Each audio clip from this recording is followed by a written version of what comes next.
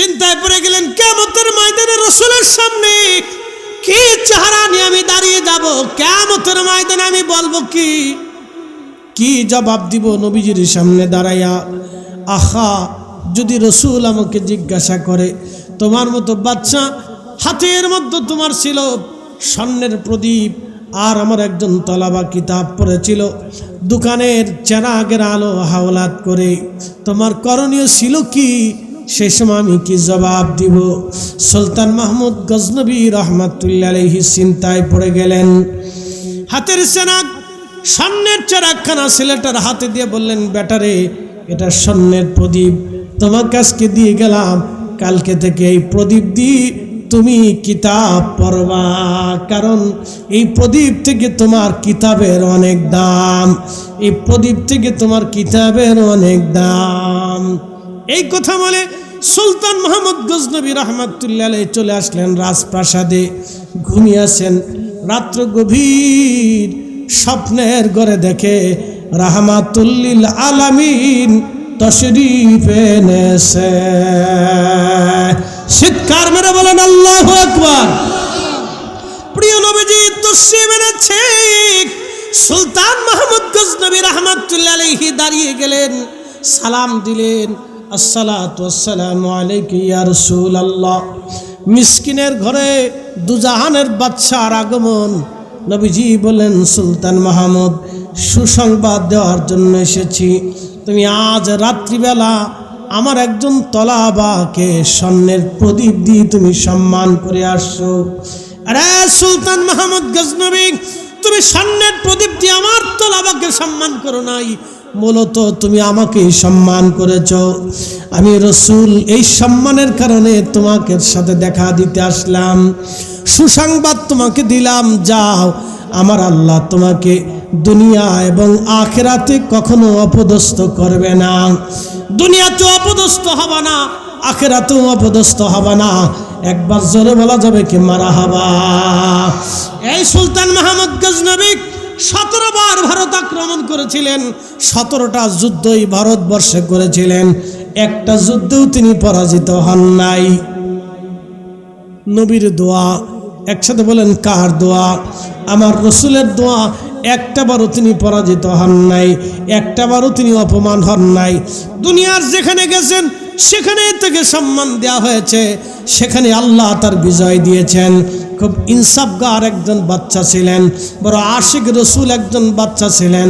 কোনো রাত্রি দুরূদ শরীফ পড়া ছাড়া বাচ্চা ঘুমাইতেন না, কোনো রাত্রে দুরূদ ছাড়া বাচ্চা ঘুমাইতেন না।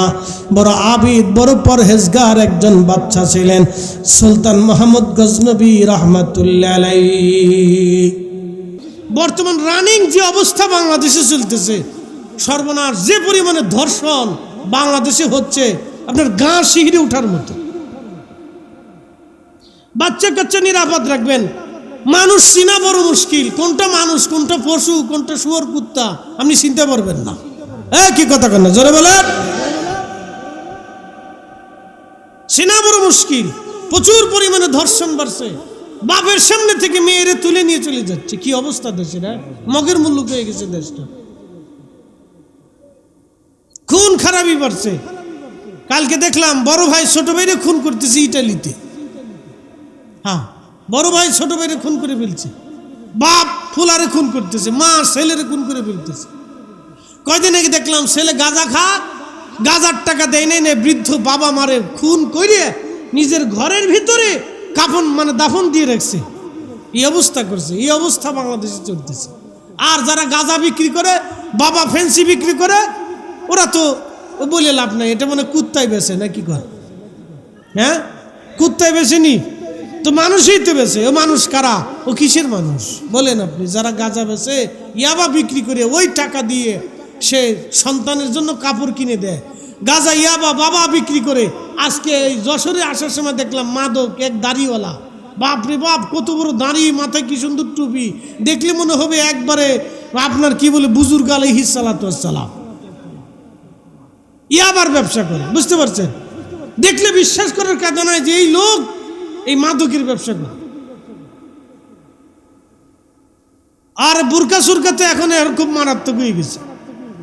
হ্যাঁ, বুরকা এখন সুরকা হয়ে গেছে, খুব ভয়াবহ অবস্থা। এখন বুরকা ইউজ করিয়া, টুপি ইউজ করিয়া, জুব্বা ইউজ করিয়া আজকে টুপি জুব্বার ইজ্জত মান সম্মান শেষ করে ফেলতেছে। চোরের গোষ্ঠী, চোরের দল, ডাকাতির দলই কাজ করতেছে। খুব মনোযোগ দেবেন, এই জন্য অবস্থা কিন্তু খুব ভয়াবহ। সাইকোলজিক্যাল প্রবলেম মানুষের বেশি, মনস্তাত্ত্বিক সমস্যা। একদিক দিয়ে অভাব, অন্য দিক দিয়ে অনটন, অন্য দিক দিয়ে সমস্যা, সামাজিক প্রবলেম, রাষ্ট্রীয় সমস্যা তো যাই না। এরপরে প্রাকৃতিক দুর্যোগ, এরপরে বিশ্বের যুদ্ধ। যুদ্ধ হয় ইরানে, তেলের দাম বাড়ে বাংলাদেশে। কি দেশ আমরা রে, চিন্তা করেন। এমন সিন্ডিকেটের তালের ভিতরে সরকারও পড়ে গেছে যে বেরোইতে পারতেছে না। এত সিন্ডিকেটের সিন্ডিকেট যে রাষ্ট্র পর্যন্ত ব্যর্থ হয়ে যাওয়ার কায়দা হয়ে গেছে। দাম বেড়ে গেছে, এখন তেল পাওয়া গেছে। সারা পৃথিবী একই অবস্থা। প্রিয় উপস্থিতি, অবস্থা ভয়ানক। আমরা বাঙালিরা খুব মারাত্মক একটা জাতি, সংমিশ্রণ জাতি, তো কোনো তালের ঠিক নেই। গোল্ড অফ মদিনা, সুন্নিয়তের অহংকার। এই মশা খুব মারাত্মক, এইটারে ফিটানোর লাগে এই কয়েল। তাহলে বুঝেন যে নমরুদ যার সাথে পারে নাই, এই কয়েল হেডের ঘরের ভিতর থেকে বের করে, তাহলে এটা মারাত্মক বিষ। বাচ্চাদের ঘরের ভিতরে কয়েল জ্বালাবেন না, প্রয়োজন বোধে মশারি টানাই দিবেন, নাহলে অন্য কোনো সিস্টেম পদ্ধতি দিয়ে মশা তাড়াবেন, বাতাস বুতাস দিয়ে, ফ্যান চালাই দিয়ে, কিন্তু কয়েল জ্বালাবেন না, তাহলে বাচ্চার ক্ষতি হবে, শ্বাসের সমস্যা হবে। ভবিষ্যতে সে ওই যে আপনার কি বলে শ্বাসকষ্টে ভুগতে পারে। মনে রেখেন, খালি ওয়াজ করলে হবে না, কবিরাজি চিকিৎসা দিয়ে গেলাম। হ্যাঁ, এটা সতর্ক করতে হবে, অনেকে বুঝে না তো। অনেক মহিলা চিন্তা করে সালাই দিয়ে এই মোবাইল টিপতেছে, মেডিকেল তাহলে আর কাজ নাই। স্বামী বিদেশ থাকলে খালি মোবাইল চাপতে থাকে, 24 ঘন্টার 8 ঘন্টা মোবাইল চাপতে থাকে। মোবাইল সেফ হিসেবে বাংলাদেশের অধিক মানুষ সাইকোলজিক্যাল প্রবলেম হয়ে গেছে। মনে কিছু নিয়েন না। বর্তমান রানিং যে অবস্থা বাংলাদেশে চলতেছে, সর্বনাশ, যে পরিমাণে ধর্ষণ বাংলাদেশে হচ্ছে, আপনার গা শিহরে ওঠার মতো। বাচ্চা কাচ্চা নিরাপদ রাখবেন। মানুষ চিনা বড় মুশকিল, কোনটা মানুষ, কোনটা পশু, কোনটা শুয়োর কুত্তা আপনি চিনতে পারবেন না। কি কথা কেন, জোরে বলেন।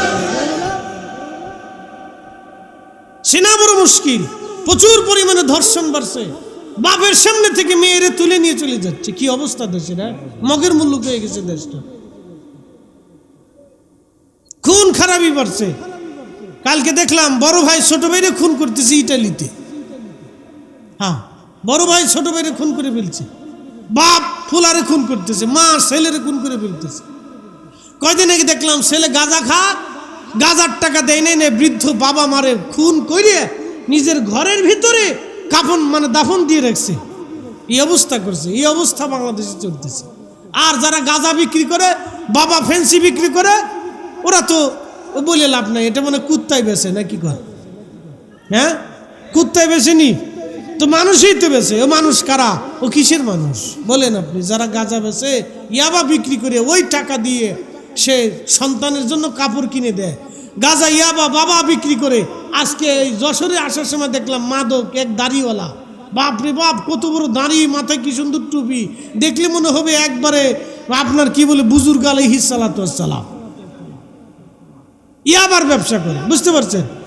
দেখলে বিশ্বাস করার কথা নয় যে এই লোক এই মাদকের ব্যবসা করে। আর বুরকা সুরকা তো এখন খুব মারাত্মক হয়ে গেছে। হ্যাঁ, বুরকা এখন সুরকা হয়ে গেছে, খুব ভয়াবহ অবস্থা। এখন বুরকা ইউজ করিয়া, টুপি ইউজ করিয়া, জুব্বা ইউজ করিয়া আজকে টুপি জুব্বার ইজ্জত মান সম্মান শেষ করে ফেলতেছে। চোরের গোষ্ঠী, চোরের দল, ডাকাতির দলই কাজ করতেছে। খুব মনোযোগ দেবেন, এই জন্য অবস্থা কিন্তু খুব ভয়াবহ। সাইকোলজিক্যাল প্রবলেম মানুষের বেশি, মনস্তাত্ত্বিক সমস্যা। একদিক দিয়ে অভাব, অন্য দিক দিয়ে অনটন, অন্য দিক দিয়ে সমস্যা, সামাজিক প্রবলেম, রাষ্ট্রীয় সমস্যা তো যাই না। এরপরে প্রাকৃতিক দুর্যোগ, এরপরে বিশ্বের যুদ্ধ। যুদ্ধ হয় ইরানে, তেলের দাম বাড়ে বাংলাদেশে। কি দেশ আমরা রে, চিন্তা করেন। এমন সিন্ডিকেটের তালের ভিতরে সরকারও পড়ে গেছে যে বেরোইতে পারতেছে না। এত সিন্ডিকেট যে রাষ্ট্র পর্যন্ত ব্যর্থ হয়ে যাওয়ার কায়দা হয়ে গেছে। দাম বেড়ে গেছে, এখন তেল পাওয়া গেছে, সারা পৃথিবী একই অবস্থা। প্রিয় উপস্থিতি, অবস্থা ভয়ানক। আমরা বাঙালিরা খুব মারাত্মক একটা জাতি, সংমিশ্রণ জাতি, তো কোনো তালের ঠিক নেই। এই জন্য এই মোবাইল আপনাকে অনেক ক্ষতি করতেছে, সাইকোলজিক্যাল প্রবলেম বাড়তেছে মানুষের। এই জন্য এগুলি থেকে বাচ্চা কাচ্চারা দূরে থাকবেন। কোনো বাচ্চার হাতে মোবাইল দিবেন না, বাপ ডাকলেও দিবেন না, 3 ঘন্টা কাঁদলেও দিবেন না, কাঁদতে থাকুক, মোবাইল দিবেন। ও কাঁদুক, অসুবিধা নেই, কেঁদে হয়রান হয়ে যায়, মোবাইল দিবেন না। দিবেন তো মারা যাবে, খুব তাড়াতাড়ি শেষ হয়ে যাবে, ওর সাইকোলজিক্যাল প্রবলেম হয়ে দাঁড়াবে। আমার এক মুসল্লি একদিন এসে বলতেছে, হুজুর দোয়া করেন। আমরা কি দোয়া করব? বলে আমার ছেলেটা পাগল হয়ে গেছে। আল্লাহর কসমে মাহফিল কি আমার জুমান মুসল্লি ঢাকাতে। তেমন বললাম, পাগল কেমনে হলো? বয়স কত? বলে 6-7 বছর। 6-7 বছর একটা বাচ্চা পাগল হয়ে গেল, কি হয়েছে, সমস্যা কি? হুজুর মোবাইল টিপতে টিপতে। আমি বললাম, তাহলে আপনার জন্য দোয়া করা যাবে না। কি দোয়া করবো? আপনি নিজের সন্তানকে নিজে পাগল বানাইয়া ওর মসজিদে দিয়েছেন দোয়া চাওয়ার জন্য। যে কথা, একটা মা কত বড় অপদার্থ, কত বড় অপদার্থ একটা বেটি নিজের হাতে নিজের সন্তানকে হত্যা করে দিচ্ছে। এই জন্য ওয়াজ করলে হবে না, শুধু এগুলো আমাদের শিখে যেতে হবে, সতর্ক করতে হবে। সামাজিক অবস্থা বেশি সুবিধা নেই, এই সাইকোলজিক্যাল প্রবলেম। রাষ্ট্র কি করবে? বাইরে খুন করে ফেলাইতেছে, রাষ্ট্র কি করবে বলেন তো? অনেক কিছু, অনেক সময় রাষ্ট্রের অনেক কিছু করার থাকে না। এই জন্য আমাদেরকে খুব সচেতন হতে হবে। এখনই আমাদের সন্তানদেরকে সুশিক্ষায় শিক্ষিত করতে হবে। সন্তান কাঁদুক, অসুবিধে নেই, কেঁদে কেঁদে হয়রান হয়ে যাক, তাও সমস্যা নেই। মোবাইল টোবাইল দিবেন, ওরা খেলনা দিয়ে দেন, খেলা দিয়ে দিবেন, ফুটবল দিবেন, ক্রিকেট দিবেন, র্যাকেট দিবেন, আরও আনুষঙ্গিক যত খেলাধুলা আছে সব দেন, ও খেলতে থাকুক, অসুবিধা নেই। 1 ঘন্টার জায়গায় 4 ঘন্টা খেলুক, তাও সমস্যা নেই। কিন্তু 1 ঘন্টার জায়গায় 10 মিনিটের জায়গায় যদি আরো 10 মিনিট মোবাইল চিপতে দেন, তো শেষ। মনে রেখেন, 1 ঘন্টার জায়গায় যদি 4 ঘন্টাও খেলে, তাও সমস্যা নেই, ও বাচ্চা সুস্থ থাকবে।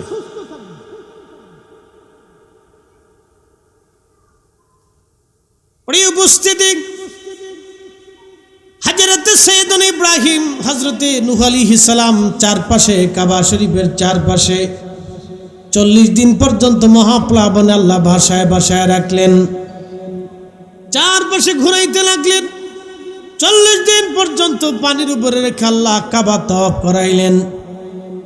সেই কাবা শরীফকে গাথার জন্য আমার আল্লাহ ইব্রাহিমকে পাঠাইলেন, ইব্রাহিম যাও কাবা শরীফ গাথো। সাইয়েদনা ইব্রাহিম আলাইহিস সালাম এই কাবা শরীফের কাছে আসলেন, ছেলে ইসমাইল জবহুল্লাহকে নিয়ে কাবা শরীফ গাথা শুরু করলেন। জাবাল আবু কুবাইস পাহাড়ের পাথর থেকে পাথর এনে কাবা শরীফ পাথর কেটে কেটে ইব্রাহিম আলাইহিস সালাম কাবা ঘর গাঁথতে লাগলেন। গাঁথতে গাঁথতে কাবা শরীফ উঁচু হয়ে যায়, আরো উঁচু করা লাগবে। ইব্রাহিম আলাইহিস সালাম সে হাজরে আসওয়াদ, দুঃখিত, সেই মাকাম ইব্রাহিমের পাথর। যারা হজে গেছেন, কাবা শরীফের পাশে একটা পাথর আছে, এই পাথরে হযরত ইব্রাহিম আলাইহিস সালামের পায়ের ছাপ আছে। ওই পাথর আনলেন, ইসমাইল জবিহুল্লাহ আলাইহিস সালাম এই পাথর আনলেন। পাথর আনার পরে পাথরখানে ইব্রাহিমের পায়ের নিচে দিলেন। কিন্তু শুনে যান, নবীদের মুজিজা, আল্লাহর কুদরত, ওই পাথর আর শুধু পাথর রইল না, ওই পাথরটা হয়ে গেল অটোমেটিক লিফট। ওই পাথর উপরে যায়, আবার নিচে চলে আসে। যখন উপরে যাওয়ার প্রয়োজন হয়, পাথর কাবা উপরে গাঁথার প্রয়োজন হয়, তখন পাথর উপরে উঠে যায়। আবার নিচে নামার প্রয়োজন হলে পাথর নিচে নেমে যায়। ওই পাথরে কদম রাখতে রাখতে হযরত সাইয়েদনা ইব্রাহিম আলাইহিস সালামের পায়ের দাগ পাথরের মধ্যে লেগে গেল। যারা মাকাম ইব্রাহিম দেখেছেন, বলেন তো ইব্রাহিম আলাইহিস সালামের পায়ের দাগ কি জুতা সহ না জুতা ছাড়া? হ্যাঁ বুঝেছেন। হ্যাঁ তুই কেমনে দেখলি রে বাবা? মোবাইলে দেখছিস না? আচ্ছা ঠিক আছে। জুতা ছাড়া। কি ছাড়া? জোরে বলেন। জুতা ছাড়া তার অর্থ হচ্ছে কাবা ঘর গাঁথার সময় আমাদের মিল্লাতের বাবা ইব্রাহিম জুতা খুলে খালি পায়ে কাবা শরীফ তিনি গেঁথেছিলেন, খালি পায়ে কাবা গেঁথেছিলেন। প্রশ্ন রাখবেন ফরিদি হুজুর, কেন খালি পায়ে তিনি কাবা গেঁথেছিলেন? আল্লাহ জবাব দিলেন, ওয়াইউআযিম শাআইরাল্লাহি ফাইন্নাহা মিন তাকওয়াল কুলুব। তোমরা আমি আল্লাহর শায়েরকে, নিদর্শনকে তোমরা তাজিম করো, সম্মান করো। এই জন্য করবা, এই জন্যই সম্মান করবা, এজন্যই সম্মান করবা। ফাইন্নাহা মিন তাকওয়াল কুলুব, তোমাদের অন্তরের তাকওয়ার জন্য তোমরা আল্লাহর ঘর মসজিদকে সম্মান করবা। এই জন্য মসজিদের ভিতরে কেউ থুতু ফেলায় না, নিজের ঘরের মতো মসজিদ ব্যবহার করে না। জুতা পায়ে দিয়ে মসজিদের ভিতরে কেউ ঢুকে না, কারণ এই মসজিদ আল্লাহর শায়ের।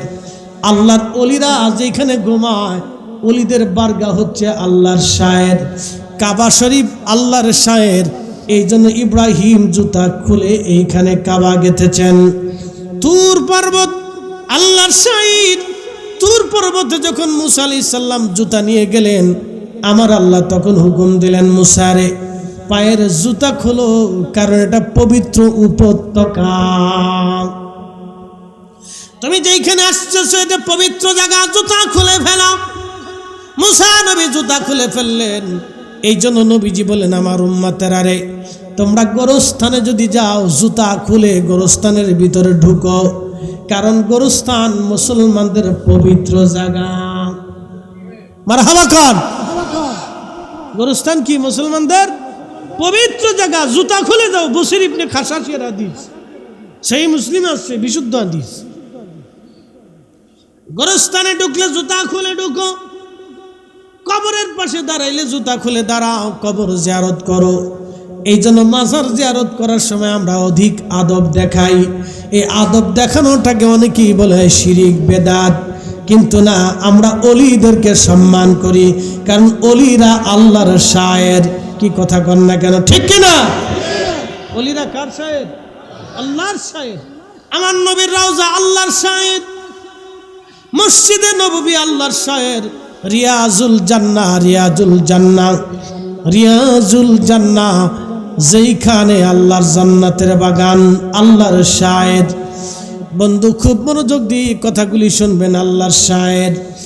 এই মক্কা হচ্ছে আল্লাহর শায়ের। হযরত ইব্রাহিম এবং ইসমাইল দুইজন এইখানে কাবা শরীফ গাঁথলেন। কাবা গাঁথার পরে আল্লাহ বলেন, ইব্রাহিম তুমি হজের জন্য আজান দাও। হজের জন্য কি দাও? আজান দাও। জাবাল আবু কুবাইস পাহাড়ে দাঁড়াইয়া হযরত ইব্রাহিম আলাইহিস সালাম হজের আজান দিলেন। ওই হজের জন্য একটা আজান ইব্রাহিম দিয়েছিলেন, আর কেউ দিতে পারে না, আর কোনোদিনও হবে না। উনি একটাবার আজান দিবেন, আল্লাহকে বললেন, আল্লাহ আমি এইখানে দাঁড়ায় আজান দিলে আমার কই আওয়াজ কি পৃথিবীর মাশরিকে মাগরিবে শিমালে জুনুবে কি পৌঁছাবে? আল্লাহ বললেন, ইব্রাহিম তুমি আজান দাও। এই আওয়াজ পৌঁছানোর কাজ তোমার না, এই আওয়াজ পৌঁছানোর কাজ আমি আল্লাহর। এই জন্য আমরা দুরুদ পড়ি, নবীকে সালাম দেই। এই দুরুদ সালাম মদিনায় পৌঁছানোর কাজ আমাদের না, এই দুরুদ সালাম পৌঁছানোর কাজ আমার আল্লাহর। কি কথা বল না কে? দুরুদ সালাম পৌঁছানোর কাজ কার? পড়ার দায়িত্ব আমাদের। কথা ঠিক আছে নি? পড়ার দায়িত্ব আমাদের, পৌঁছানোর দায়িত্ব আল্লাহর। ওটা আমরা চিন্তা করে লাভ নাই। অনেকে নবী শুনেনি, শুনেনি, তোমার প্রশ্ন আসবে কে বেটা? আমি তোমার এই প্রশ্ন কে? শুনে কি শুনে না সেটা তো তোমার প্রশ্ন না। শুনবে কি শুনবে না সেটা আল্লাহর জিজ্ঞা। কি কথা ঠিক আছে কিনা? তুই ফাললি আল্লাহর জিজ্ঞা। আল্লাহ তোমার নবী শুনেনি, তো মরার পরে আল্লাহর জিজ্ঞেস যা। ও তো পাঠান সালাম কেমনে দিয়ে দিয়েছে।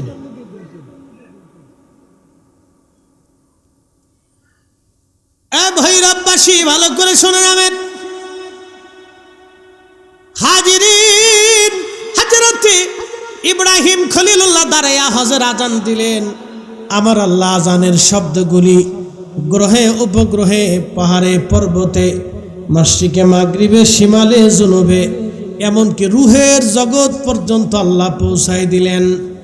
রুহের জগতে ওই দিন আমরা সবাই রুহের জগতে ছিলাম। কি কথা কন না কেন? ইব্রাহিম আলাইহিস সালামের জমানায় কি আমরা ছিলাম? উনার জমানা ব্যতীত, উনার আগে, দুঃখিত উনার পরে যত কিয়ামত পর্যন্ত মানুষ দুনিয়াতে আসবে, রুহের জগতে আল্লাহ আওয়াজ পৌঁছাই দিলেন। সেই আওয়াজে আমরা যারা আল্লাহুম্মা লাব্বাইক আল্লাহুম্মা লাব্বাইক বলে ডাক দিয়েছিলাম, ওই সময় যারা ডাক দিয়েছিল তারা হজে যাবে, তারা হজে যাবে, তারা হজে যাবে এবং আরাফায় তারা উপস্থিত হতে পারবে। মারহাবা করলা।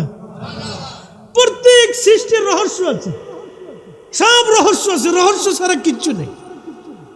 এই যে আপনি রহস্য বলে, কি রহস্য? আমি রহস্য। কথা কিন্তু আমার দেহ বলতেছে না, কথা কিন্তু ভিতর রহস্য বলতেছে। কি কথা কর না কে? কথা কিন্তু আমার দেহ বলে না, ভিতরের রহস্য কথা বলতেছে। প্রত্যেক সৃষ্টির রহস্য আছে। এই চোখ আল্লাহর রহস্য। আমাদের এই চোখের ভিতর থেকে পানি বের হয়, আমাদের এই চোখের ভিতর থেকে ময়লা বের হয়, কিন্তু আমাদের এই চোখের ভিতর থেকে আল্লাহর নূর বের হয়। ওই নূর দিয়ে আমরা দেখি। কি কথা কর না কেন? ঠিক কিনা? ওই নূর দিয়ে আমরা দেখি। আল্লাহর দেওয়া চোখের ভিতর থেকে নূর আসে। এই নূর কিন্তু দেখা যায় না, ধরা যায় না, ছোঁয়া যায় না, পরিমাপ করা যায় না, ওজন করা যায় না, কিন্তু নূর আছে, এটা সত্য। শুধু চোখের রহস্য বললাম। এই চোখ দিয়ে আমরা দুনিয়া দেখি, এই চোখের নূর আল্লাহর দেওয়া রহস্য। আমরাও দেখি, নবীও দেখে। আমাদের দেখা আর নবীর দেখা এক না। আমরা দেখি চর্মের চোখ দিয়ে, আর আমাদের নবী দেখতো নবুয়াতের চোখ দিয়া। আমাদের চোখ আর নবীর চোখ এক না। এই জন্য আমরা যেখানে দেখি না, নবীরা সেইখানে দেখতেন, নবীরা যেখানে দেখতেন সেইখানে আমরা দেখি না। এটাই হলো নবী এবং উম্মতের ভিতরে রহস্য। সম্ভবপুরবাসী ভালো করে শুনে যাবেন। হাজিরিন, হযরত সাইয়্যিদুনা ইব্রাহিম আলাইহিস সালাতু ওয়াস সালাম আযান দিলেন। ওই সময় যারা আল্লাহুম্মা লাব্বাইক লাব্বাইক আল্লাহুম্মা লাব্বাইক বলে ডাক দিয়েছিল, শুধু তারাই হজে যেতে পারবে, আল্লাহ তাদেরকেই কবুল করবেন।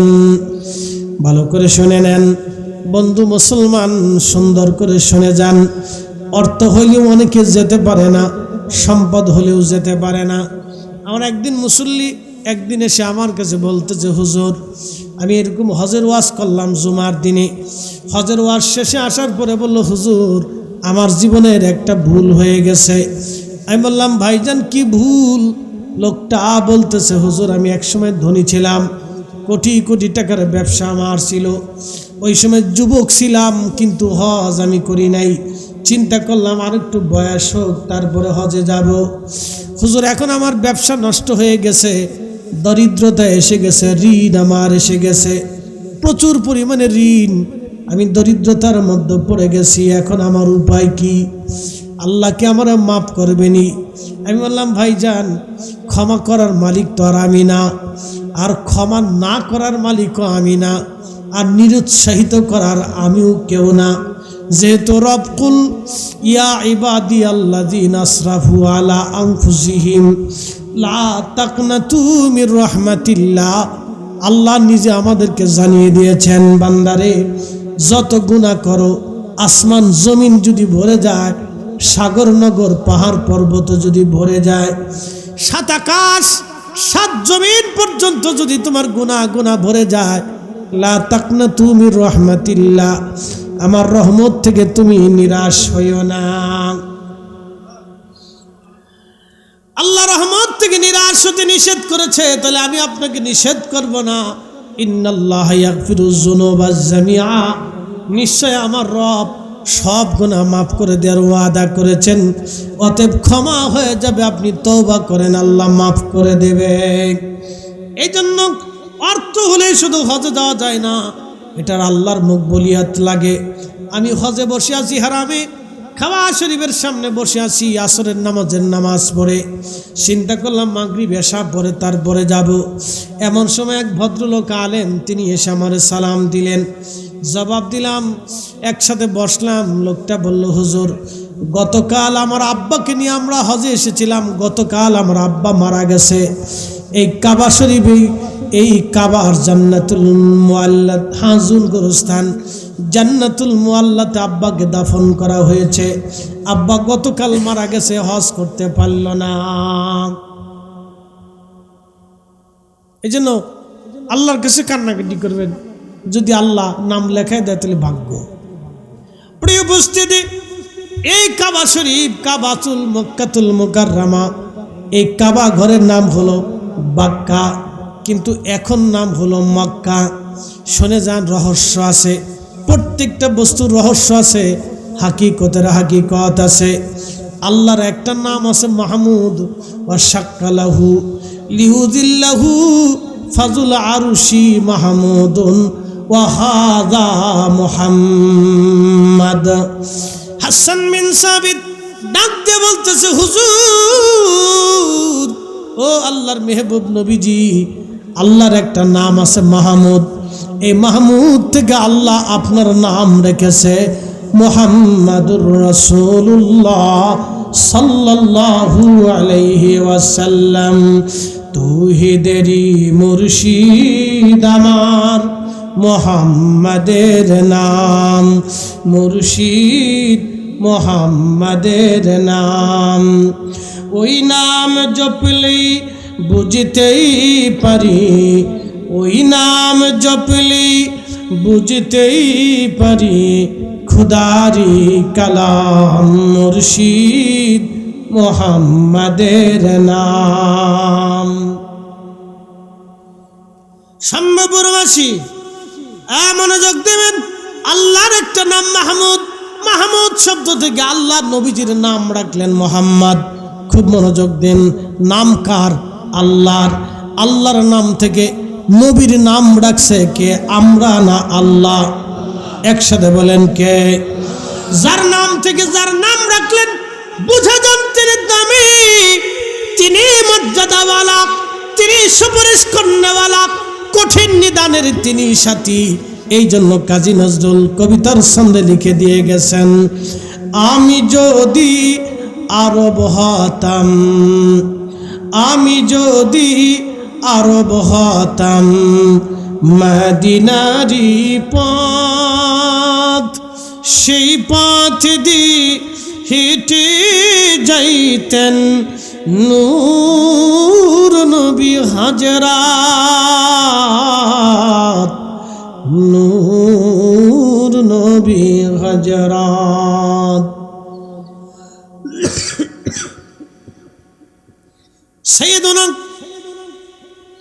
ইব্রাহিম আলাইহিস সালামের গাথা কাবা, নাম হয়ে গেল বাক্কা, কিন্তু আমার আল্লাহ তার নবীর নাম রাখলেন মুহাম্মদ। মাহমুদ শব্দ থেকে নাম, আল্লাহর নাম থেকে নবীজির নাম রাখা হলো, নবীর নাম থেকে বাক্কা থেকে মুহাম্মদ থেকে মুহাম্মাদের মিম থেকে মক্কা রাখা হলো। একবার জোরে বলা যাবে কি মারহাবা? বাক্কা হলো মক্কা, মুহাম্মাদুর রাসূলুল্লাহ সাল্লাল্লাহু আলাইহি সাল্লাম নবীর নামের মিম থেকে মক্কা লাগানো হলো। মক্কা মক্কা মক্কা মক্কা মক্কা মক্কা। এই জন্য আল্লাহ কোরআনে বললেন, লা উকসিমু বিহাদাল বালাদি ওয়া আনতা হিল্লুন বিহাদাল বালাদ। হুজুর, এই শহরের কসম করতেছি, কসম এই শহরের, কসম এই মক্কার, কসম এই মক্কার, কসম এই মক্কা নগরীর, কারণ বিহাদাল বালাদ ওয়া আনতা হিল্লুন বিহাদাল বালাদ। আপনি এই শহরে বেলাদত নিয়েছেন, আপনাকে এই শহরে পাঠিয়েছি, জন্মগ্রহণ করিয়েছি, এই জন্য আমি শহরের কসম করলাম। তাহলে বুঝতে পারতেছেন আমার নবীর কারণে বক্কার দাম বাড়ছে, বক্কার কারণে মুহাম্মাদের দাম বাড়ে নাই, মুহাম্মাদের কারণে বক্কার দাম বাড়ছে। একবার জোরে বলা যাবে কি ইয়া রাসূলুল্লাহ। শ্রেষ্ঠ নবী দিলাম ওরে তরিয়ে নিতে রোজা হাসরে, শ্রেষ্ঠ নবী দিলাম ওরে তরিয়ে নিতে রোজা হাসরে, পথ না ভুলি তাই তো দিলে পাক কুরআনের বাণী, খুদা তোমার মেঘের বাণী। সুন্দর ফল সুন্দর ফল মিঠা নদীর পানি, খুদা তোমার মেঘের বাণী। মুসলমান খুব মনোযোগ দেবেন, তাহলে রাসূলের শান আপনারা বুঝলেন, কত শানওয়ালা কত মানওয়ালা। কিন্তু আফসোস মক্কা ঘরে মুসলমান চুমা লাগাইল, মক্কা ঘর ধরে মুসলমান কান্নাকাটি করলো, দোয়া করলো। হাজরে আসওয়াদ চুমা দেওয়ার জন্য মনে হয় বিশ্বযুদ্ধ লাগছে। হাজরে আসওয়াদ চুমা দেওয়ার জন্য মুসলমান পাড়াপাড়ি গুতাগুতি ধাক্কা ধাক্কি করে, কে কার আগে হাজরে আসওয়াদের চুমা দিবে। আচ্ছা বলেন তো, হাজরে আসওয়াদ তো একটা পাথর, একটা পাথর তার মূল্য কি আছে? একটা পাথরের 4 পয়সা মূল্য নাই। কিন্তু হাজরে আসওয়াদের দাম কেন বাড়লো জানলেননি? আমার নবী ওই পাথরের চুমা দিয়েছেন বিদায় কোটি কোটি মুসলমান ওই পাথরের চুমা লাগায়, ঠিক কিনা? আমার নবী কাবা শরীফ ধরে দোয়া করছেন বিদায় মুসলমানরা কাবা ঘর ধরে দোয়া করে। আমার নবী মাকামে ইব্রাহিমে নামাজ পড়ে দোয়া করছেন বিদায় মুসলমানরা মাকামে ইব্রাহিমে দোয়া করে। কথা ঠিক আছে কিনা? ভালো করে শুনে যাবেন। এই জন্য বাক্কা বাক্কা হয়েছে নবীর কারণে, বাক্কা মক্কা হয়েছে নবীর কারণে। মক্কা কেবলা ছিল না, কেবলা ছিল আমাদের বাইতুল আকসা। মদিনাতে চলে যাবেন, মসজিদে কেবলাতাইন তার বাস্তব প্রমাণ, মসজিদে কেবলাতাইন তার বাস্তব প্রমাণ। মক্কা আমাদের কেবলা ছিল না, আমাদের কেবলা ছিল বাইতুল আকসা। কিন্তু নবীজির মন কেবলার দিকে ঘুরে থাকে। আল্লাহর নবীর মন কেবলার দিকে ঘোরানো, কাবা শরীফের দিকে। নামাজরত অবস্থায় নবীজির দিল কাবার দিকে ঘুরে গেছে। আল্লাহ ডাক দিলেন, হাবিব আপনি এই মুহূর্তে কাবা শরীফের দিকে ঘুরে যান। আমি দেখতেছি, আমি জানি আপনার দিল কাবার দিকে ঘুরে গেছে। অতএব আপনি কি যেই দিকে ঘুরলেন ওই দিকে আজকে থেকে কেবলা। আপনি কাবা শরীফের দিকে ঘুরে যান, যারা ইমানদার তারা কাবা মেনে নেবে। যারা বলেন আল্লাহু আকবার। মসজিদে কেবলাতাইন, মসজিদে কেবলাতাইন 2 কেবলার মসজিদ। বাইতুল আকসার দিকে মুসলমান ফিরে নামাজ পড়তো, বাইতুল আকসার দিকে ফিরে নামাজ পড়তো। আল্লাহ নির্দেশ দিলেন, সাথে সাথে নবীজি কাবার দিকে ঘুরে গেলেন, সাথে সাথে কাবার দিকে ঘুরে গেলেন। এই জন্য মসজিদের নাম মসজিদে কেবলাতাইন, 2 কেবলার মসজিদ। তো কেবলা কেবলা হয়েছে নবীর কারণে, কাবা কাবা হয়েছে নবীর কারণে। এই জন্যে হযরতে ওলি যারা ছিলেন, আল্লাহর বুজুর্গ বান্দা যারা ছিলেন, তারা মক্কায় হজ করার পরে আর মক্কা শরীফে থাকতেন না, তারা মদিনা শরীফের দিকে রওনা হয়ে যাইতেন। কারণ জানতেন নবীর দরজায় যদি হাজিরা না হয় তাহলে উম্মতের আর হাজিরা দেওয়ার কোনো জায়গা নাই, ঠিক কিনা? উম্মত যদি রাসূলের দরজায় হাজিরা না দেয় তাহলে উম্মতের হাজিরা দেওয়ার আর কোনো জায়গা নাই। ভাই আমার, এই জন্য আমাদেরকে দিন বুঝতে হবে, সূত্র মানতে হবে। সূত্রে যদি ভুল করে বসেন তাহলে অঙ্ক জীবনে মেলবে না। মনে রাখেন, প্রত্যেকটা সৃষ্টি সূত্রের ভিতরে চলে, সূত্র ছাড়া কোনো কিছু হয় না, সূত্র ছাড়া কোনো কিছু হয় না। লাইটটা জ্বলতেছে তার পিছনে সূত্র আছে, এই মাইকটা চলতেছে তার পিছনে সূত্র আছে, ক্যামেরাগুলি ওয়াজ রেকর্ড করতেছে পিছনে সূত্র আছে, ঝাড়ের বাতি জ্বলতেছে সূত্র আছে, এই প্যান্ডেল করা হয়েছে সূত্র আছে, বিল্ডিং করা হয়েছে সূত্র আছে। আমাদের ওষুধ দেওয়া হবে সূত্র আছে, একটু রহস্য বুঝে যান। একই দেহ একই রোগ, রোগ হলো জ্বর, জ্বর আসার পরে আপনি হোমিওর কাছে গেলেন, হোমিও আপনারা এক ধরনের ওষুধ দিল, এক ধরনের নিয়ম দিল। হোমিও ওষুধের এক নিয়ম, ওষুধ আপনি সেবন করলেন, অসুস্থতা ভালো হয়ে গেল। আবার আপনি অ্যালোপ্যাথিকের কাছে গেলেন, অ্যালোপ্যাথিক ওষুধ ভিন্ন, নিয়মও ভিন্ন। একই রোগে ভিন্ন ওষুধ দেওয়া হলো, ওষুধ খাইলেন, রোগ ভালো হয়ে গেল। এরপরে আপনি চলে গেলেন ইউনানি কবিরাজিতে, ওইখানে ওষুধ দেওয়া হলো ভিন্ন এবং সিস্টেম দেওয়া হলো ভিন্ন, ওষুধ খাইলেন, রোগ ভালো হয়ে গেল। রোগ কিন্তু একটা, দেহ কিন্তু একটা, চিকিৎসা হলো 3 পদ্ধতিতে। আর এক পদ্ধতি আছে আল্লাহর ওলিদের দোয়া, আর এক পদ্ধতি আছে পানিতে ফু। আর আমাদের আগেকার বুজুর্গরা পানির মধ্যে ফু দিত, কোরআনের তেলাওয়াত পানিতে ফু দিত। পানি আর পানি থাকতো না, আল্লাহ ওই পানিটাকে মেডিসিন বানায় দিত, ওষুধ বানায় দিত। একসাথে বলবেন আল্লাহু আকবার। না না, আরো জোরে বলেন আল্লাহু আকবার। পানিটা কি হয়ে যেত? মেডিসিন হয়ে যেত। বন্ধু আমার খুব মনোযোগ দিবেন, পানিটা মেডিসিন হয়ে যাইত। তাহলে বোঝা গেল কোরআন শরীফ শেফা, কোরআন শরীফ শেফা। কিন্তু কোরআন শেফা কার জন্যে? আমি পানিতে ফু দিলে পানি ওষুধ হয় না, কিন্তু একজন আল্লাহর বুজুর্গ বান্দা পানিতে ফু দিলে ওষুধ হয়ে যায়। এর পিছনে রহস্য আছে, এর পিছনেও সূত্র আছে। আপনি এলমে লাদুন্নি শিখতে চান, আলাদা সূত্র আছে। আপনি এলমে জাহের বুখারী শরীফ যদি পড়তে হয়, আপনাকে সূত্র মোতাবেক চলতে হবে। নাহু সরফ শিখতে হবে, বালাগাত মান্তিক ফাসাদ শিখতে হবে। এরপরে নাহু সরফের অনেকগুলি ক্লাস বিদ্যা আপনাকে শিখতে হবে। এরপরে অর্থ মিনিং শব্দ ভান্ডার আপনাকে জানতে হবে। এরপরে উস্তাদের দর্শে বৈশা হাদিস কেমনে পড়তে হয়, এরপরে ধীরে ধীরে ধীরে ধীরে আপনি পারবেন। একদিনে পারা সম্ভব না। কোরআনের অর্থ ইচ্ছা করলে আপনি করতে পারবেন না, এটা শিখার জন্য একটা সূত্র আছে। অতএব হাদিস উলুমুল ফিক, উলুমুত তাফাসির, উলুমুল হাদিস, এর পিছনে সূত্র আছে। আর একটা সূত্র হলো উসুল হাদিস। হাদিস বুঝতে হলে হাদিসের উসুল জানতে হয়। কোরআন শিখতে হলে কোরআনের তফসির বুঝতে হলে তফসিরের উসুল জানতে হয়। এটাকে বলা হয় নীতিমালা। বন্ধু আমার খুব মনোযোগ দেবেন, প্রত্যেক কিছুর সূত্র আছে। এলমে মারিফতের একটা সূত্র আছে। এলমে মারিফতের প্রধান সূত্র হলো এশকে রসুল। এশকে রসুল যদি না থাকে, উম্মত কোনোদিনও কামিয়াব হয় না। আল্লাহ আমাদেরকে কামিয়াবি হওয়ার তৌফিক নসিব করুন। আওয়াজ তুলে জোরে বলেন আমিন।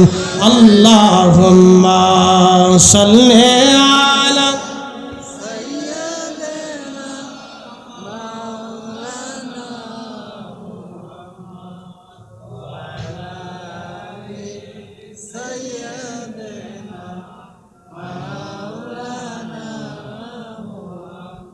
কষ্ট হচ্ছে আপনাদের? আমি আর বাড়াবো না, বেশি রাতও করব না, কারণ মাদ্রাসার মাহফিল আমরা একটা নির্দিষ্ট সময় চলে আসছি। বেশি রাত হলে দুর্বলতা আসবে, এই জন্য নির্দিষ্ট সময় আমরা শেষ করে দিব। গুরুত্বপূর্ণ কথা আপনাদেরকে এক টানে আমি শুনিয়েছি। আল্লাহ আমাদেরকে এই কথার উপর ইস্তেকামত থাকার, প্রতিষ্ঠিত থাকার তৌফিক নসিব করুন। আওয়াজ তুলে বলেন আমিন। এই প্রতিষ্ঠানকে ভালোবাসা আপনাদের দায়িত্ব। বলছিলাম এটা মসজিদ, মসজিদকে যারা সংরক্ষণ করে তারা কাবাকে সংরক্ষণ করে। মসজিদ, কাবা শরীফ হচ্ছে উম্মুল মাসাজিদ, সব মসজিদের মা। কাবা শরীফ হচ্ছে সব মসজিদের মা। আপনার বাড়ির মসজিদ যদি আপনি সংরক্ষণ করেন, তাহলে কাবা শরীফ সংরক্ষণ হবে। আপনার বাড়ির মসজিদে যদি খেদমত করেন, তাহলে আল্লাহর ঘর কাবার খেদমত হবে। আপনার বাড়ির মসজিদ পরিষ্কার যদি করেন, আল্লাহর ঘর কাবা পরিষ্কার করা হবে। আপনার বাড়ির মসজিদের বাথরুম যদি পরিষ্কার করেন, তাহলে কাবা শরীফের বাথরুম পরিষ্কার করা হবে। বলে হুজুর কারণ কি? বলে দিয়ে যাই। আল্লাহ বলেন হুদাল্লিল আলামিন, তামাম বিশ্বজগৎকে হেদায়েত করবেন কাবাকে দিয়া। এই জন্য কাবাকে কেন্দ্র করে তামাম পৃথিবীর যত মসজিদ আছে, এই মসজিদে আপনাদের জন্য একটা মাদ্রাসা করা হয়েছে। আজকে 3টা ছেলে কোরআনের হাফেজ হয়েছে। আপনি বুঝতেছেন এই কোরআন দুনিয়ার কোনো কালাম না, এটা আমার রবের কালাম, আল্লাহর কথা, আল্লাহর বাক্য। আল্লাহর বাক্যগুলি ছেলেরা বছরের পর বছর ধরে তাদের সিনার ভিতরে জমা করেছে। আল্লাহ কবুল না করলে সিনাতে কোরআন জমা হতো না। আল্লাহ ওদেরকে দয়া করেছে, এটা আপনাদের পরিশ্রমের ফসল। একটা টাকাও আপনাদের নষ্ট হবে না, একটা অর্থও আপনাদের নষ্ট হবে না। যারা এখানে অর্থ দিয়েছেন এবং বাচ্চাদেরকে খাওয়াইছেন, এবং যিনি কষ্ট করে রান্না বান্না করে আপনি খাওয়াইছেন, শুনে যান কিয়ামতের ময়দানে আপনার মাথায় নূরের তাজ আসবে। একসাথে বলবেন আল্লাহু আকবার। এই ছেলে কোরআনের হাফেজ হয়েছে, ছেলের দাম হোক বা না হোক, কোরআনের ইজ্জতের কারণে ওই মহিলাকে, ওই পুরুষটাকে আল্লাহ মাথার উপরে কোরআনের কারণে, এই কোরআন শরীফকে ভালোবাসার কারণে তার মাথায় তাজ পরানো হবে, নূরের টুপি পরানো হবে। এই হাফেজের বাবার মাথায় নূরের টুপি পরানো হবে, এই হাফেজের উস্তাদের মাথায় নূরের টুপি পরানো হবে, এই হাফেজের মায়ের মাথায় নূরের টুপি পরানো হবে। কোটি কোটি কোটি কোটি মানব জাতির ভিতরে, কোটি কোটি কোটি কোটি মানব জাতির ভিতরে এই কোরআনের হাফেজদের মাথায় নূরের তাজ থাকবে। তাদেরকে যারা ভালোবাসছিল তাদের মাথায় নূরের তাজ থাকবে। তাদেরকে যারা খাওয়াইছিল এবং তাদেরকে যারা ভরণ পোষণ দিয়েছিল, তাদেরকে যারা মানুষ বানানোর জন্য, কোরআনের হাফেজ বানানোর জন্য তাদের অর্থ ব্যয় করেছিল, আমার আল্লাহ ওই হাফেজের দিকে তাকাবে না, কোরআনের দিকে তাকায় আল্লাহ ওই কোরআনের খাদেমের মাথায় আল্লাহ নূরের টুপি পরিধান করাইয়া কিয়ামতের ময়দানে আল্লাহ আলাদা সম্মানের ব্যবস্থা করবে। তামাম হাসরের কোটি কোটি মানুষের ভিতরে এই মানুষের মাথার উপরে নূরের তাজ থাকবে। তাদেরকে দেখলেই চেনা যাবে তারা কোরআনের খাদেম। একবার জোরে বলা যাবে কি আল্লাহু আকবার। আল্লাহ মসজিদের খেদমত করার এবং কোরআনের খেদমত করার তৌফিক আমাদের দান করুন। আওয়াজ তুলে জোরে বলেন আমিন। কারণ মসজিদের খেদমত যদি করেন তাহলে কাবা শরীফের খেদমত হবে। এই কাবার খেদমত করেছেন সব নবীরা, এমন কোন নবী নাই যে নবী মসজিদের খেদমত না করেছেন।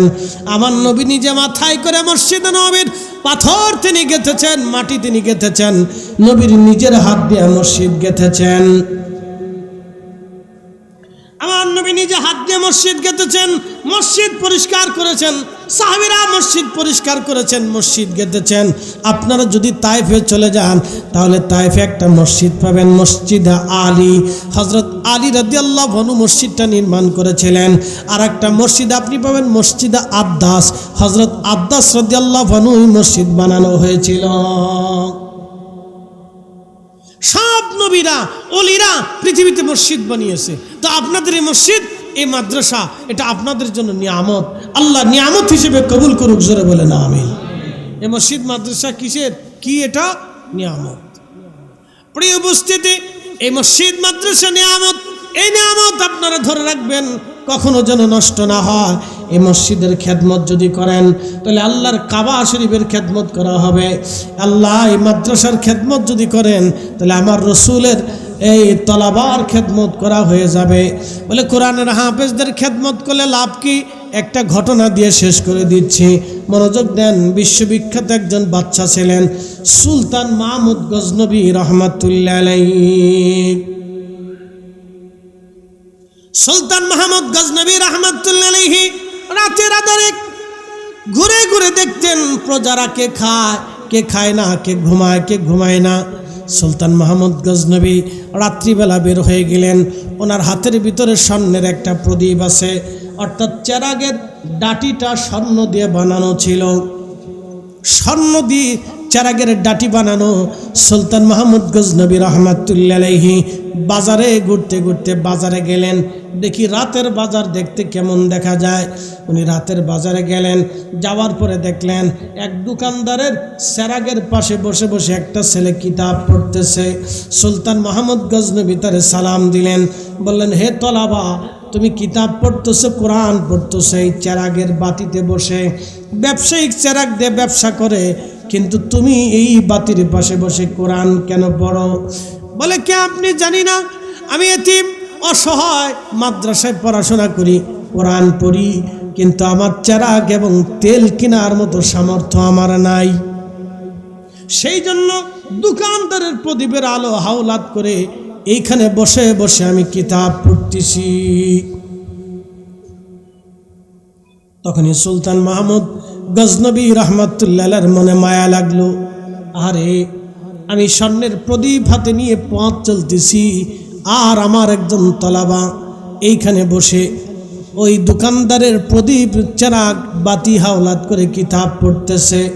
কিয়ামতের ময়দানে আল্লাহ রসুল যদি আমাকে জিজ্ঞেস করে, সুলতান মাহমুদ গজনবী তুমি তো আমার গোলামির দাবি করতা, আল্লাহ তোমার সুলতান বানিয়েছিল, বর্তমান Afghanistan, Uzbekistan, Tajikistan, Turkmenistan, Azerbaijan, Turkestan, Afghanistan, Pakistan বিরাট অংশের একজন বাদশা ছিলেন তিনি। এটার নাম ছিল গজনি সাম্রাজ্য। গজনি সাম্রাজ্যের বাদশা ছিলেন তিনি, বিরাট সাম্রাজ্যের বাদশা। চিন্তায় পড়ে গেলেন, কিয়ামতের ময়দানে রাসূলের সামনে কি চেহারা নিয়ে আমি দাঁড়িয়ে যাব, কিয়ামতের ময়দানে আমি বলবো কি জবাব দিব নবীজির সামনে দাঁড়াইয়া।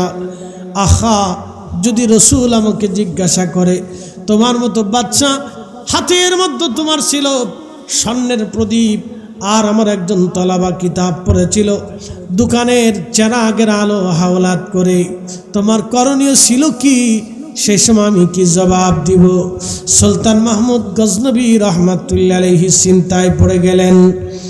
হাতের চেরাগ, স্বর্ণের চেরাগখানা ছেলেটার হাতে দিয়ে বললেন, বেটারে এটা স্বর্ণের প্রদীপ, তোমার কাছকে দিয়ে গেলাম, কালকে থেকে এই প্রদীপ দিয়ে তুমি কিতাব পড়বা, কারণ এই প্রদীপ থেকে তোমার কিতাবের অনেক দাম, এই প্রদীপ থেকে তোমার কিতাবের অনেক দাম।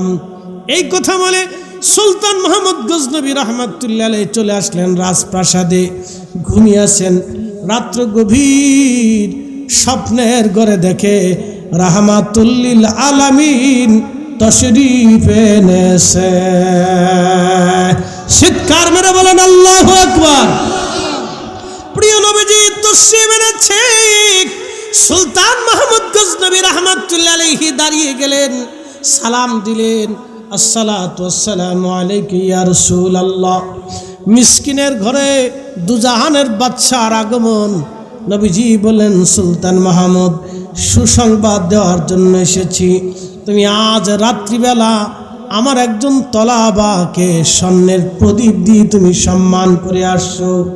আরে সুলতান মাহমুদ গজনবী, তুমি স্বর্ণের প্রদীপ দিয়ে আমার তলাবাকে সম্মান করো নাই, মূলত তুমি আমাকেই সম্মান করেছ। আমি রসুল এই সম্মানের কারণে তোমাকে সাথে দেখা দিতে আসলাম, সুসংবাদ তোমাকে দিলাম, যাও, আমার আল্লাহ তোমাকে দুনিয়া এবং আখিরাতে কখনো অপদস্থ করবে না। দুনিয়াতেও অপদস্থ হবে না, আখিরাতেও অপদস্থ হবে না। একবার জোরে বলা যাবে কি মারহাবা। এই সুলতান মাহমুদ গজনবী 17 বার ভারত আক্রমণ করেছিলেন, 17টা যুদ্ধই ভারতবর্ষে করেছিলেন, একটা যুদ্ধেও তিনি পরাজিত হন নাই। নবীর দোয়া, একসাথে বলেন কার দোয়া? আমার রসুলের দোয়া। একটাবারও তিনি পরাজিত হন নাই, একটাবারও তিনি অপমান হন নাই। দুনিয়ার যেখানে গেছেন সেখানে থেকে সম্মান দেওয়া হয়েছে, সেখানে আল্লাহ তার বিজয় দিয়েছেন। খুব ইনসাফগার একজন বাচ্চা ছিলেন, বড় আশিক রসুল একজন বাচ্চা ছিলেন। কোনো রাত্রি দুরূদ শরীফ পড়া ছাড়া বাচ্চা ঘুমাইতেন না, কোনো রাত্রে দুরূদ ছাড়া বাচ্চা ঘুমাইতেন না। বড় আবিদ, বড় পরহেজগার একজন বাচ্চা ছিলেন সুলতান মাহমুদ গজনবী রহমাতুল্লাহ আলাইহি। এই জন্য প্রতিষ্ঠানকে যদি আপনারা মহব্বত করেন, এটাও কিয়ামতের ময়দানে আপনার মাথার নূরের তাজ হয়ে যাবে, এটা কথা বলবে। এই জন্য পৃথিবীর দুনিয়ার যে যাই বলুক, প্রতিষ্ঠানের দিকে আপনারা মায়ার নজরে রাখবেন। আমার ভাই রায়পুরি সাহেব আপনাদেরকে নিয়ে প্রতিষ্ঠানটা চালান। মূলত রায়পুরি সাহেব আমরা আজ আছি, কালকে নেই, কিন্তু আপনারা স্থানীয় যারা আছেন, মসজিদের মুসল্লি, হায়াত পর্যন্ত তারা আছেন, মৃত্যু পর্যন্ত আছেন। অতএব এই প্রতিষ্ঠানকে আপনারা সেভাবে মহাব্বত করবেন। একটা সুন্নি মাদ্রাসা, একটা সুন্নি প্রতিষ্ঠান এলাকা একটা নিয়ামত। বলে হুজুর কারণ কি জানেন? আপনাদেরকে বলি, বহু মসজিদ আছে নামাজ হয় কিন্তু দোয়া নাই। আসতে করবেন না, জোরে বলেন আসেনি? বহু মসজিদ আছে নামাজ হয় কিন্তু দোয়া, বহু মাদ্রাসাও আছে কোরআন হাদিস তেলাওয়াত হয় কিন্তু দোয়া নেই। বহু আছে, দোয়া নাই। তা আপনি একটা প্রতিষ্ঠান দেন কেন? আপনি মসজিদে পরিশ্রম কেন করেন? উদ্দেশ্য দোয়া।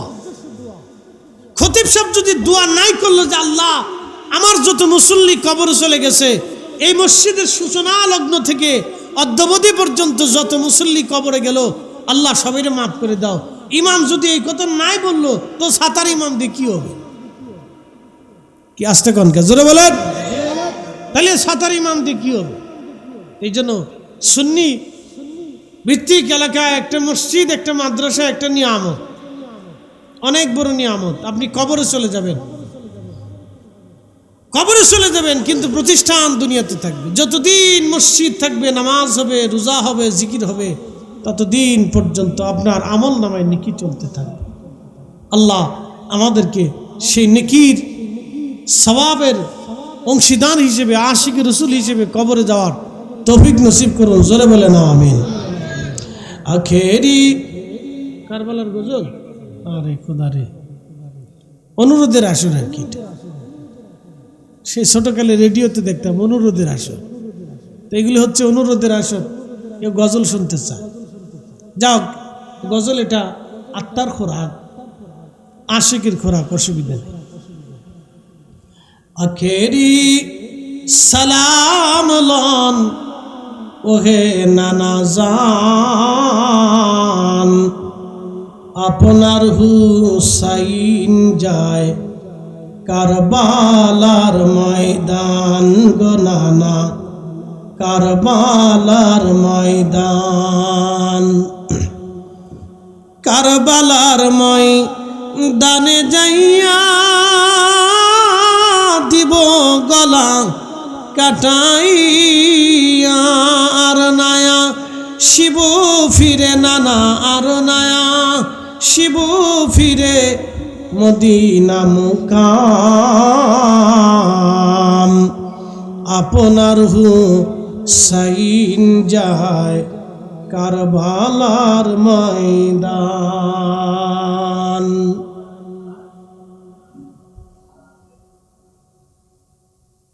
তো গজল অনেক গাওয়া যাবে, আর একটা আছে, আর ওই বুঝি রে যাই রে সোনা, কারবালার মাতম জারি, আর ওই বুঝি রে যাই রে সোনা, কারবালার মাতম জারি। কান্দে ইমাম হুসাইন বিনয় করি, আলী আসগরের লাশ বুকে ধরি। কান্দে ইমাম হুসাইন বিনয় করি, আলী আসগরের লাশ বুকে ধরি। এক ফোঁটা পানি দিল না ওরা, বুকেতে তীর দিল মারি। ওরে এক ফোঁটা পানি দিল না ওরা, বুকেতে তীর দিল মারি। আর ওই বুঝি রে যাই রে সোনা, কারবালার মাতম জারি। এসেছেন যত নবী সকলের ইমাম, সালাম নবী তোমায় হাজারো সালাম ইয়া নবী।